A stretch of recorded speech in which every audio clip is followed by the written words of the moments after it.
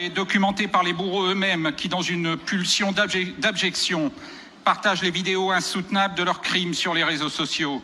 Safari humain, exécution sommaire au milieu des hurlements fanatisés des janjaouids. C'est un véritable génocide par balles auquel nous assistons, effarés.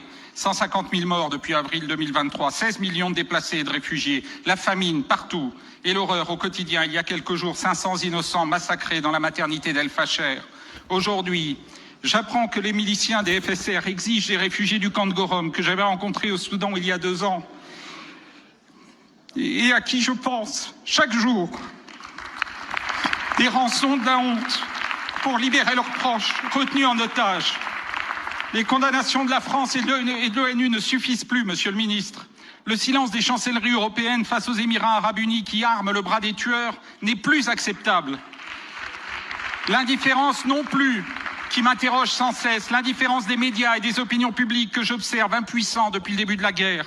Chaque vie compte. Négliger les morts d'Afrique, c'est nier notre humanité commune. Les Soudanais nous demandent de faire vivre en acte l'exorcion de Desmond Tutu. S'il vous plaît, la seule chose que nous vous demandons, c'est de reconnaître que nous sommes humains, nous aussi.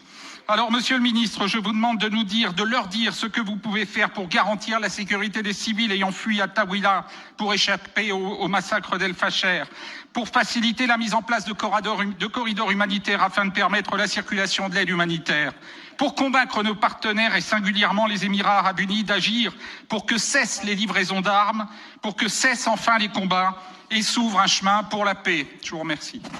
Merci beaucoup, Monsieur le député.